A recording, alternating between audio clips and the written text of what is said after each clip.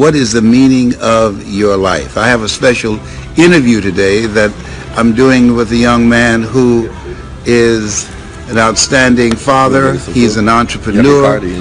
He is a man who's committed to helping people to develop their greatness. I want to know that you're there and that you're present with us. So I want you to show us some hearts and some thumbs. I want you to share the page. And what else we say? Like it and share it. Yes, yeah, like it and share it. There you like go. it and share it, okay? Like it and share it. And we're here in South Florida. I'm preparing for the seminar that we're doing on April the 6th through the 8th, called Discover Your Power Voice. And this is Les Brown, Mrs. Mamie Brown's baby boy. And none other than with me today, Byron Nelson. You talk about a dynamo extraordinary. You're going to get a chance to meet him and to share some time with him as I'm going to ask him some questions. And I also want you to send me some statements that reflect how you see yourself, how you see your life, and the meaning and the purpose of your life. This is Good Friday.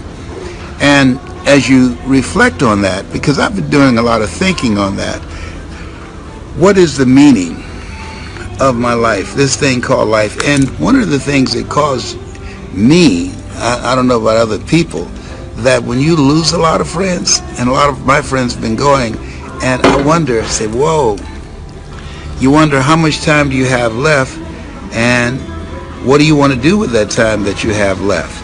One of the pivotal points in my life that I made a decision was when I was in the Ohio legislature. I got a call from my sister, and she said, "Are you sitting down?" And I said, "What's going on with Mama?" And she says, "Mama has breast cancer." And so that was a deciding moment. And after I talked with my sister, I went back and I sat down in the Ohio legislature. My friend and colleague, Mike Stenziano, and I looked at the Speaker of the House, who was Vern Rife at the time, and I said, 5 years, 10 years from now, who would care what we did here? And he said, nobody would care 1 year from now. And I was reading this book, and it was talking about take control of your time and your life. And in the book it said, if you had 6 months to live, what would you spend your life doing? And I said to myself, they're sitting in the Ohio legislature, and the Speaker of the House asking people to stand up and express their ideas in support or opposition to a bill. And I thought, I said, if I knew I had 6 months to live, I would go back to Miami, and I'd spend that time taking care of my mother, who's just been diagnosed with breast cancer. And then I turned to the next page, and on the next page the guy said, for all you know, this is your last. Whatever you put on this past page, he says, do as much as that as you possibly can. And just on that, I resigned from the Ohio legislature that day. I called a news conference, and I called Ray Miller, who was a community activist and a legislative aide for C.J. McLean, and I told him I was going to recommend him to take my place in the Ohio legislature in the 29th district. And he said, Brown, what's going on? I said, my mother needs me. My mother's sick, and I'm resigning from the Ohio legislature, and I'm going home to take care of my mother. He said, man, you just got appointed to the Education Committee, to the Human Resource Committee. He said, you a chairman? He said, man, you've got a larger office. You have a lot of privileges now. He said, you fought hard to get here. You just got elected. This is your third term. I said, I know. I said, I enjoy politics, but I love my mother. And I said, man, I'm gone. I caught a plane. That I closed it, everything. And I went to take care of my mother. And I remember when I rung the doorbell, a friend of hers, name is Mildred, was there. And she said, who is it? And then she saw me. She said, Mamie, it's Leslie. And I heard my mother say, I knew he would come. I knew he would come. And so today I want to ask you about what is the meaning of your life. But I want to first talk with Byron Nelson. Byron Nelson is an entrepreneur. He's a dedicated father. He is an individual that is committed to empowering people to have the keys that will allow them to transform their lives, to live their dreams rather than their fears. But not only that, not only is he an advocate and a powerful speaker, but he's the message that he brings. Hello, Byron. How are you? I'm amazing, man. Let the record show. You know, we both been using cocoa butter a little bit too much. Yes, I moved over to shea butter today. Okay, you went over to shea butter. I went over to a little shea butter. Yeah, you know, they say black don't crack, but it does get ashy. That's great.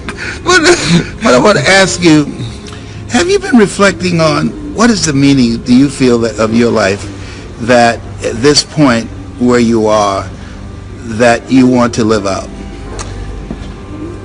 What I want to live out is making sure that whatever I do today, whatever I do today, because today is the only day that I have, is that every day that God gives me, it gives me, it's almost like an extra, the best way to describe it is, my life is to mean, I've always said I want my life to live 1,000 years after my lifetime. That's real leadership. That's real leadership, because what stays on after you're gone, what's still here, is an indication that you had some major impact. And so what does that impact, what do you want it to look like? So what happened for me when I was really young, and the irony of this conversation, my cousin I just saw just get online, I've had, because when my parents moved from St. Louis and Chicago to Los Angeles, I didn't have any family there. My family wanted to make sure I was not around the corruption of what was happening within Black America during that day and time, and it's even crazier now. And so we adopted a lot of families, and the one who was closest to me was somebody that's the person who's known me the longest since we've known each other coming out of the womb. So I had a second pair of parents. So I like to say I had 4 fathers and 4 mothers, and on top of my primary. Got it. While he was visiting me this weekend, we got a call this weekend that she died. That was just this Saturday. Yes. At the same time, I have another second father who's in the ICU coming out on life support, trying to fight for his life. And so with all of these different ripple effects of what I call history leaving us. Yes. And it becomes more prevalent every day that you live longer. I was young, and my father, I remember I was going through, my father was a collector of books. He was an advocate of books. In fact, CDs, books, back then, VHSs, cassettes, 8-tracks. Yes. I got an 8-track on you, bro. So 8-tracks, I got, I think the 2 that were the most impactful as far as books was Think and Grow Rich, and the most impactful series on cassettes I had was on you. And then on top of that, the most impactful book I read was the autobiography of Malcolm X. And that had a tremendous impact on my life. Yes, I don't know what I did. I touched something. I know. There you go. All right, very good. And so ultimately what happened is I dusted off that book. I saw the transformation where he went from Muslim to, then he went over to the pilgrimage to. Yeah, and he became Al-Hajj Malik al-Shabazz. Exactly, right. Exactly.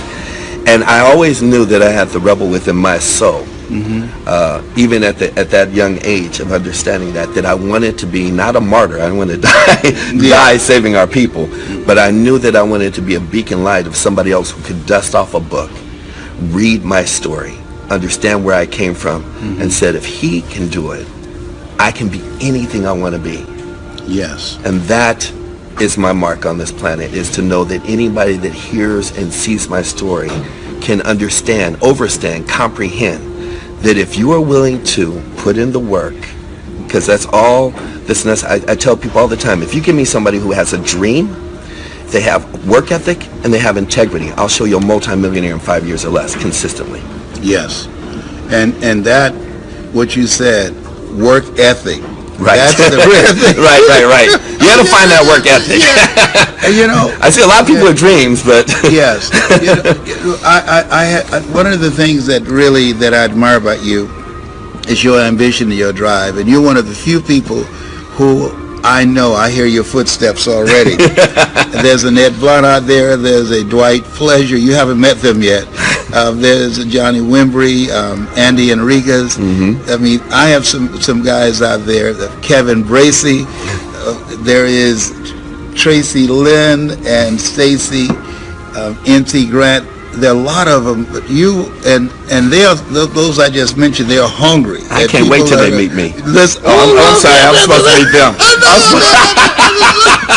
I got them covered in. I just talked to Johnny Wimbrey and Ed Blood. I got them covered in. I know they are going to be shocked when they see you. There's no question about it. But somebody asked me this morning. I was talking to Rajan, one of my mentees, and he asked, what is it that drives you when you get up in the morning? He said, Mr. Brown, what is it that gets you out of bed, that you still have that hunger in your 74th year on the planet? What is it? I want to ask you that. What is it that at this point in your life that's driving you? I saw your son Cameron, and I love the chemistry and the respectful relationship, and we hear so much about the absence of men in our community, the sperm donors. We don't hear about the good men, like you and like David Nelson, your father. What is it that drives you, in spite of all that you see, that you want to make an impact with your life? I think there's two things that stand out when you ask that question. The first thing is something that my father echoed in me since I think the time I was in my mother's belly. He said, "You will be the last broke Nelson in our family tree." Is that right? And he said that, you will be the last I get a chill even talking to you about Nelson. It. You will be the last broke Nelson in the family tree. You will be the last of the food chain to ever be broke. And I make reference to the power of word when we talk about Jesus. Jesus was the word before he became Jesus. Right. A lot of people hear broke, or they hear me talk about success or abundance, and they immediately want to interpret it as money. Broke, you can be, as you, I mean, I learned this from you, from many other teachers, and that is, you can be mentally broke, financially broke, physically broke, spiritually broke, emotionally broke. There's so many people walking around bankrupt. Yes. Utilizing and getting attached to that disease that is the most deadly, which is called excusitis, that live in lack and use that as a reason or an excuse for failure. Well, I don't have any time. That's so stay broke. I mean, I don't have any money. Well, I'm a single parent. Well, I'm pursuing my dream. How are you pursuing a dream and you have no money and no time? No, you have a wish. That's not a dream. A dream wakes you up every morning. You drive. You don't need an alarm clock. At all. I mean, it gives you insomnia. But there's something. There's a urgency. There's a fierceness under your spirit as you talk about this. Why? I believe it's the devil's three best friends. What? The devil's three best friends operate like vampires. Vampires can only come in your house if you invite them. The devil's three best friends are doubt, fear, and worry.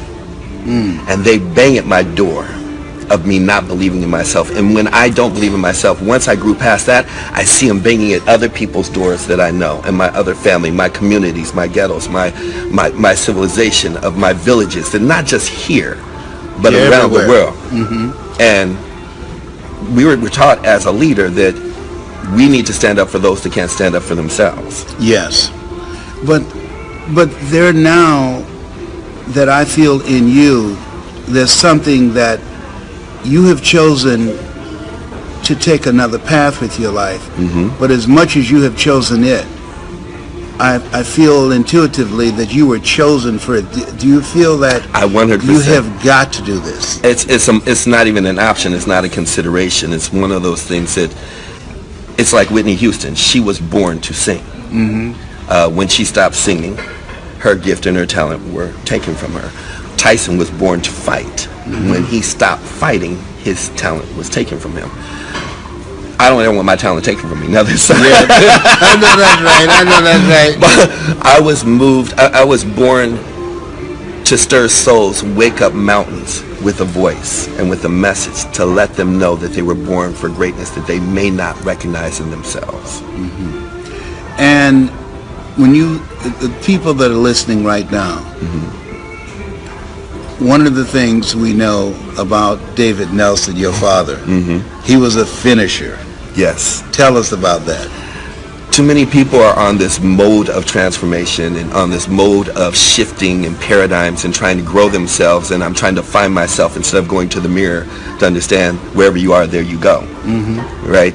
I see people go out, I do relationship seminars, I see people go out of one relationship into another. Either they downsize and they get somebody they think they can handle. Okay, yeah. That's a good way of putting it, right. Or they keep dating the same person, think there's something wrong with the rest of the world, not understanding nothing changes until they change. Yes. And so within that shift of my father, it didn't matter who you were. He said, if you just learn how to finish, the process will do all the rest. He said, everybody knows how to start. He said, there's very, very few people on this planet who know how to finish what they start. And the characteristics that are molded into an individual to become a finisher are priceless. Those are the people that get to the top of the mountain where the air is cleaner, where the wealth exists, where you can see further, where you don't have the stress, where you have the few others that are up there that can always bail you out. We talk about having a circle of friends. Yes. You know, I have a code that I teach my leaders around the world, and that is you don't talk to anybody about your problems who can't help you fix them. And you don't talk to anybody about your dreams who aren't going to help you build them. In that lives a very dangerous place where people settle and they're talking to another broke person about trying to help them out of a broke situation. Right. Broke don't begot broke. It just doesn't work. Yes. You dating another broke person. It's like, that don't make no sense. Right. A friend of mine out of Houston, Texas, she's written a book called I Can't Afford to Marry You. I definitely want that copy, signed, sealed, and delivered to my house. Yeah. Oh my God. Marilyn Logan is her name. Marilyn Logan. I can't afford to marry you. And she told this guy that she was serious, and he was in love, but she said, "Hey, I can't go there because I can't afford to marry you." I'm gonna have to pass that book out to him. I know. If you're just joining us, Byron Nelson is my guest today, and he's a speaker, he's an entrepreneur, he's a relationship coach. He helps people to live their dreams rather than their fears, and he has accomplished a great deal. And I've just been fascinated with stories he's been telling me about his father, the kind of man that he was, and the impact that his father's had on his life, and seeing him as a father himself with his son Cameron, who helped set us up so we could get on. And we're going to talk more, but I want you to like this page and share it. Like it and share it. And one of the reasons that I think that's very important today is having voices and examples of higher levels of consciousness that will allow us to begin to hear some other kinds of thinking that's out here. One of the things that I strongly believe that the world exists as it does because people of darkness outwork people of light. Come into the light. Yeah, they work full time, and I want people, the world, to know there's some men with some melanin in their skin that can speak and don't have to use profanity every other word. That can speak and don't have to be filthy and have a lot of garbage and nonsense, that can speak and have thoughts that can help mobilize and empower and inspire people. And so Byron Nelson is one of those individuals that I highly respect and that I'm excited to pass the baton to, that everywhere you see me, he will be there because he's hungry like me. You remind me of when I used to famished. follow. Yeah, okay, yeah, you're famished, yes. You know. I used to follow Mr. Washington around everywhere. I remember he had this speech and drama class he was teaching at Booker T. Washington High School in Miami in Overtown, and they had wooden portables. And I was not one of his students. I just followed him around because I admired how he carried himself. And I stood on a milk crate looking through the window. It was raining while he was directing students for a play. And he called me in. He said, "Why do you watch me?" And he said, "I see you out here often." I said, "Because I like what you do." And he said, "You know the lines to the plays." He said, "I see your lips moving." I said, "Yes, I do." He said, why are you interested? I said, because I want to be like you. And he was very eloquent. He was a great orator. In fact, I eulogized him, and they called him the great orator. And fortunately, on the program, they had the list of speakers, and I was second to last. And I was so glad they didn't have me last, because as his student that I consider the greatest student he ever has, Dr. Anthony Sweetie. You're going to meet him. I call him the cleanup man. There's no speaker like Anthony Sweetie. That's the only speaker I've ever feared. And I watched him and studied him for years. But most importantly, he became a surrogate father for me. I watched him from afar. And I remember being in church when we came there to eulogize him. And his son was sitting across from me. And what really grabbed me is I looked at his son and I looked at his casket. And I thought about who I came there to celebrate his life. And his son, who never got to know the man that I knew, the man that brought him into this world, that he slept in the same house. This man who spoke and I heard his voice and transformed my life, and he never heard his father's voice. Crazy. That's crazy. Yeah. And it happens every day. Yeah, it happened for me and my father. Yeah. I mean, I saw because you see your father in a certain light. Yes. And when people come after they pass, you see all the lives that they touch. I'm sorry, please. Yes, but I want to ask you, what was it about your father that you heard him? I believe it was the complete composition of who he was as a man. The first thing that comes to mind is integrity. The integrity, like I said, he believed in finishing everything. I think it's one of the things that I get most upset about, people that have what I call an IQ level. And an IQ level means I quit level. Where you come up with this? Who comes up with this? IQ level, I quit level. Who comes up with this? I want you to like this page and share it. Like this page and share it. Okay, go ahead. Let me hear. I have a problem with people who say I'm still in, but you know mentally you can look in the eyes, like you said, you can see the hunger in me. I mean, I'm in the jungle. I'm hungry. Okay. I'm hungry. You say I'm hungry. Right. And it just gets more and more with every day that I live, and it amazes me how people have told themselves and convicted themselves to their own lie, that you can look in their eyes and know they're lying to themselves and you, based on their actions. Yes. Because if you just buy them at face value, you'll get caught up in their web of lies. Right. And so the whole thing about my father is, whatever he said he was going to do, it was done. Well past the moment, well past the excitement, well beyond all the hype and the moment and the exhilaration of what could happen if he, it was like, I'm finishing everything that I start. I've never seen my father not complete a thing that he set out to do. Not one thing. Take care of my mom, take care of me and my sister, move from house to house, literally put us in one of our income properties to save up enough money to put us in the most prestigious neighborhood where me and him walked. I'll never forget it. It was 1980, I'm dating myself now. It was 1981. And the law still existed where I live in Palos Verdes that blacks were not allowed to live up there. One of the most prestigious areas in Southern California. And the police pulled us over just because we were black in the neighborhood, and we were just walking. We were just taking a walk. And it's just, he was like, we're up here. Wherever we are going, where we deserve to be, not because it's white, not because it's black, but because it's our right. Yes. And I want you to have the best of the best, and I don't want anything to ever stop you, and I don't ever want you to see me ever quit on anything.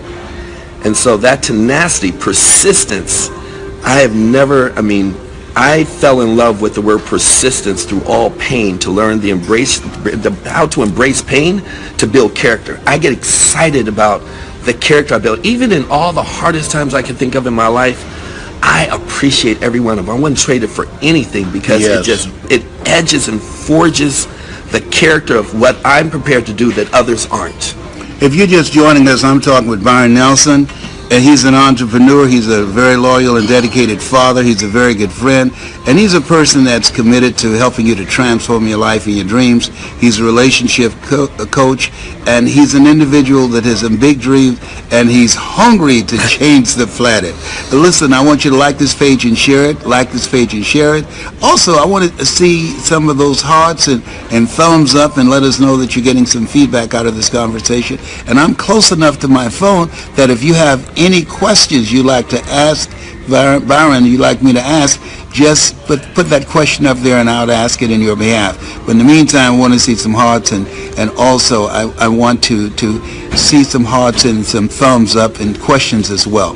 When you think about your life, I want you to share with us a defining moment in your life that nothing will ever be the same again. You knew that because of what happened, because of your experience, because of what you observed, or because of what happened to you, that you knew your life would be different and nothing will ever be the same again. Tell us about that defining moment and how you handled that moment. Man, one of the greatest defining moments, which is not the progressive side, that made me necessarily better, that made me take a step back. I was put in my parents, like, just like every parent, we want to give our children everything they never had before. Yes. And so my parents put me into this private school. We were living in Compton. So I would go to Compton, where we lived. The Pyrus had just been given birth. The Crips had just been given birth. We had everything around us. It wasn't a bad situation because it was comfortable for us. Mm-hmm. It just is what it was. It just happened. If there's a pickup outside that's broken down, it's just a pickup outside broken down. You don't know any different, right? Because it's your comfort zone. But what was amazing is I was fighting being black in my neighborhood, and I was fighting being too white in my black neighborhood, and I was fighting being too black in my white school. Wow. Which created a whole confusion and made me take a step back and truly go in and become an introvert. Yeah, so you were too black in your white school and too white in the black neighborhood. Exactly. Okay. And the defining moment in that was my kindergarten year and my first grade year and my second grade year, which started me on the path of listening to your tapes growing up, listening to Norman Vincent Peale growing up. My father had everything. Yeah, now he introduced you to me. You were 11 years old. I was 11 years old. Wow. I'm old. No, you are getting better, boy. Yeah. And so I was listening to tapes and CDs. My father was always about growing yourself into, it was always about your mind. Yes. It was always about your mind with my father. He's like, my father never took medicine in his life. No? Ever. He was like, headaches, that's in your head. Me and my sister, we got a headache. He's like, oh, you got a headache? Yeah. I tell my kids, sickness goes to the weakest part of the body. Exactly. Exactly. And I fell in love with being an orator, looking at Martin Luther King, looking at speeches, everything that was around me. I just was enamored with being able to shift a soul with words. And I remember I started with doing poetry. I went on the world class doing poetry around the world. I was one of the best people on the planet doing poetry. What are some of the poems you did? Oh, I wear the mask that grins and cries. It hides my cheeks, it shades my eyes. This debt I paid a human guile. With torn and bleeding hearts I'll smile, but I'll always have my mask. And I fell in love with falling behind the shell. That I was like, I'm not going to ever show myself. I'm going to give you the representation of the presenter. Yes. When I was young, because I was like, I'm not being accepted over here. I'm not being accepted over there. So I'll make sure that you get what you think you should get. And the principal of the school, ironically, his son was in my class. So when we did poetry at this school that was white, he always got first place. Kindergarten, first grade, second grade, third grade. By third grade, I had enough. And after we did the presentation, I always got second place. Everybody comes like, you know she got first. You know she got first. You know she got first. You know why you didn't get first? It's the principal's son. Yes. And it messed me up. So from that point, I did not learn how to excel and truly take full responsibility of my life until my late teens at best early 20s because I was like, I'm going to do just enough to prove that I can win at anything that I do, and then I'm just going to throw in the towel because there's no way that I'm going to win. It created that mindset. I can't win anyhow. It's stacked against me. There's no way. And there are people who are now becoming hopeless and helpless because they're going out applying for jobs that are not there. Exactly. And after being told no so many times, the Gallup poll, they said the psychological impact negatively on a person who's been unemployed and been looking for employment for 2 years is irreparable. Now, I don't buy that. But the damage is severe, more severe than going through a divorce, more severe than losing someone that you love through death. Wow. That amount of rejection compiled over 2 years. Yes. And so you knew that you couldn't win. The cards are stacked against you. And so you did just enough because you knew you weren't going to win anyhow. It was so ugly. My parents would go in on PTA day, Parent Teacher Association Day. And the first, in the beginning, they do it in the beginning of the first month or 2 months. Yeah. You have the most amazing child. He's highly intelligent. He is so beautiful. By the end of the semester, he's a devil child. He's a devil child. Please come get your child. I would just act out because I just felt like there was no way to win. No matter what I did, I'd get right there, and if I did my best, I was always going to have this stacked. And the defining moment was just the love of my father and the love of my mother standing with me long enough and giving me the option to become who I needed to become. This happened at about 7th grade. I went to a boarding school where only 2 people of color made it in. Thousands were turned down. Everyone went to that school, went to Brown University or MIT or somewhere. And I came into my own amongst a very small, eclectic group of individuals who were all high achievers that I just felt like I was a part of. I was like, nobody here is better than me. I already know what I can do if I choose to do it. But I didn't have all the rest of the space around me caving in on me as if I felt like I was going to lose. So it's like it was me or nothing. It was, and it was between 8th and 10th grade. It still followed me. There was a residual effect. Yes. There was a residual effect. I saw this movie with Tom Cruise. I always mention it, called Magnolia. And there's a line in there that says, we might be through with our past, but our past is not through with us. Exactly. Yes, exactly. And so there is still some impact of that. If you're just joining us, this is Byron Nelson. He's an entrepreneur. He's a speaker extraordinaire. He can bring it from down deep. Let the record show. And I'd like for you to like this page and share it, like it and share it, and also like to have your comments of what we are talking about right now. We've been talking about the meaning of life and the meaning of his life and defining moments. And you said that ultimately, by your knowing that you could not win, the principal son was always going to win, that defeat that you knew no matter what you did, you were not going to be able to pull out a victory. If you had to crystallize the negative impact that had on your personality, how did it show up? It showed up in a way that I knew that I didn't want to experience failure ever again.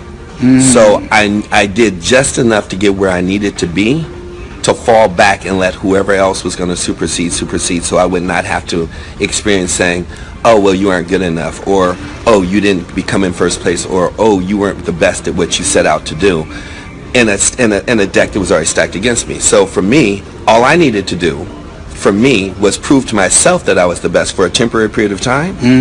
And the negative impact is that I never fully got a chance to enjoy or be fully expressed and truly live my life. I let one incident, one experience, was an ongoing experience. Yeah, right. That was collateral impact. Right. It spilled over in other areas of your life. Every area of my life. Relationships, my family, every area of my life. Almost to the point where it's like, again, it was a residual effect. I did not come into my full-blown belief in myself until early 20s. Wow. If you're just joining us, this is Byron Nelson. I want you to like this page and share it, like it and share it. Also like to have some questions from you. If you have any questions, I just broke my glasses. So I just look at what we can afford some more. We can afford some more. I get these from Walgreens. I used to laugh at Fred Sanford. Sanford his son, all the glass he had. Now I got about 12 pair myself. Oh my Okay. God. So I want to know, Cheryl Hines, you have a question? Awesome. Okay. TK said, awesome, Brian. baby. All right. So what questions that you might have for Brian? I'd like to know. But also, what would you say to a person who's had setbacks and seem like life is just ganging up on them, piling up on them? How do you work through that when you can't see the light at the end of the tunnel? One of the greatest mechanisms to shift from that position to the position you want to be in life is to attach yourself to a hero. Whether it's from afar or whether you have access to them, attach yourself. Kobe attached himself to Jordan. LeBron attached himself to Kobe. All through history, Dr. J, Michael Jordan attached himself to Dr. J. Yes. That's a great analogy. Through all of history, anyone that has ever decided to be extraordinary, they had to believe, this is powerful, they had to believe in someone else before they could believe in themselves. You know what? That is major. I said sometimes you have to believe in somebody else or somebody else's belief in you until your belief kicks in. Why am I sitting here? Because I believe in someone else at the level and the height that I can't see. And I can see far. Okay, yes. But the stratosphere that I seek to go, I can't get there on my own. And the time it would take me to do what you have done may or may not be in my cards to ever do by myself.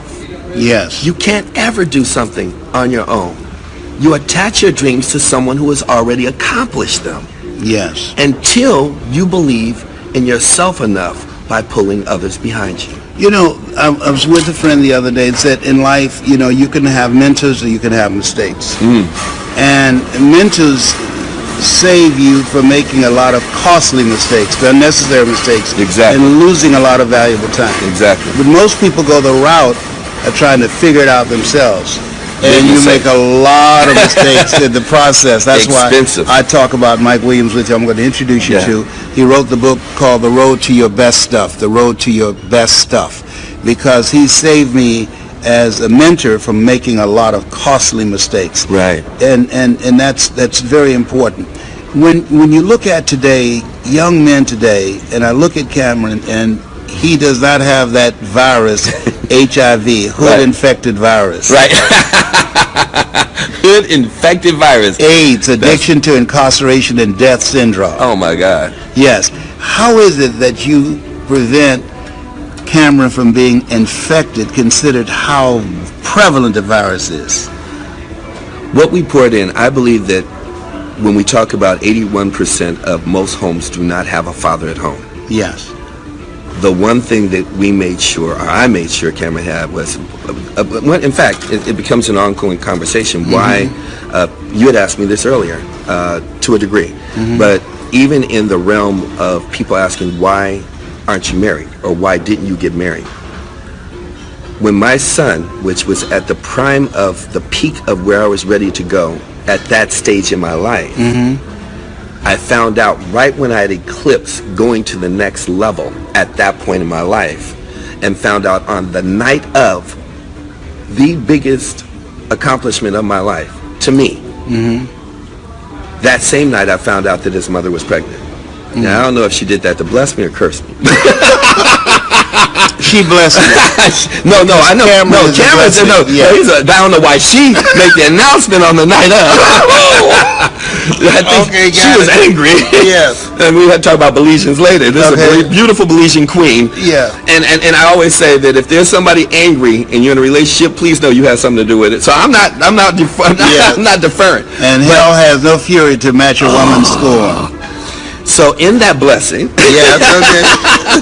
in that blessing, what happened was I made sure that because of who my father was to me, that he would always have a father. I decided at that point in time, and this is a conversation I had with her as well, there will be no other man in my son's life. I'm not stopping you from dating or marrying or going elsewhere, but there will be no other man but me in his life. What do you mean by that? Meaning, He will not have two fathers and having another father raising him. He will not be trying to figure out who his father is. He will not have a misconceived notion about who is responsible for raising him as a man and who gave birth to him. He will have a strong, powerful, benevolent, positive figure in his life forever and know who his lineage is. Mm-hmm. And because of that, I forego dating and getting into a serious relationship. I believe in that period of time, up until time that he was about 13, 14 years old, I only had, actually, a little bit further than that, I only had one serious relationship. That's deep. One serious relationship in the time that he was. What role did your father, the kind of image that he provided, played in that? Everything. My father never missed a basketball game. He never missed a tennis game for my sister. He never missed any event in our lives. He sacrificed everything to make sure that we had a family. He made sure that we came first. Mm-hmm. He made sure that we respected each other. He made sure that not just we respected each other, but he understood the whole dynamic of man to woman. For example, I've never seen my father open up my mom's mail unless it was a bill with their name on it. Mm-hmm. He was that respectful. He was respectful He of was her. respectful of his space. That's been challenges in relationships I've been in through my history. People are like, no, well, it's like I should have access to everything that's yours. It wasn't a matter of trust. Mm-hmm. There was so much trust that my father was just respectful. He never let me. I never opened up my sister's door. My sister never opened up my door without knocking and saying, "Can I come in?" So the respect. He was the model for respect. Yes. And he required respect. Oh, demanded it.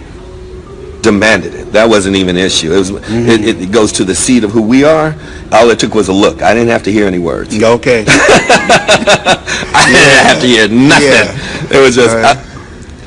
If you're just joining us, his name is Byron Nelson, and we're talking about his incredible father, David Nelson. You know, you make me think about what would have been like for me to be raised in the house with my father. I've never known that. Father's Day came, I gave my mother, Mamie Brown, a Mother's Day card and a Father's Day card. I did an event in Chicago once called, for Father's Day, I said, for fathers who provide and protect, and for mothers. Yeah. I believe the way the universe aligned me with you to find your footprint and to find you as a mentor, as a big brother. You have so many characteristics that are identical to my father, which it's just destined. That we work together. 110%. I look at it. Listen, I hope that you've enjoyed the time we've spoken together. Tell people how they can get in touch with you. Would you please tell them how they can get in touch with you? His name is Byron Nelson. Oh, get in touch with me. Yes. Hello. Yes, Stevie Wonder gets. I'm in a trance. I'm listening to him. I'm like, okay. You can reach me by Byron Nelson. It's real simple. My email is Mr.Byron Nelson, B-Y-R-O-N, Nelson, T, you funny, Nelson, Byron Nelson @gmail.com. Very simple. That's all shifting between now and the next 60 days. We're shifting into a whole nother branding stratosphere between me and Big Brother Les. Yes. So for the next 60 days, you can utilize my email, or you can find me on Facebook. Once a day at least, I stay in communication with the universe through Facebook. Easy to find. The universe knows how to find me if you're truly looking for me. Yeah, and you can find us today at the dollar store going to buy some more glasses. These are broken. Can you see? I need some more. All right. Well, listen, I hope that you've enjoyed the conversation time we spent together. We'll be coming back again shortly. Oh, by the way, I'm doing a training April the 6th through the 8th. You get a chance to see Byron speak and some of the other veterans that I've worked with and new people that are going to be there, people coming from all over the world. It takes place in Deerfield Beach, Florida. I want you to go to lesbrown.com, lesbrowntraining.com, lesbrowntraining.com. It's called Discover Your Power Voice. It's going to be powerful, how you can make a difference and make money too. This is Les Brown and Byron Nelson saying you have something special, you have greatness in you. That's our story, and we're sticking to it. 110%.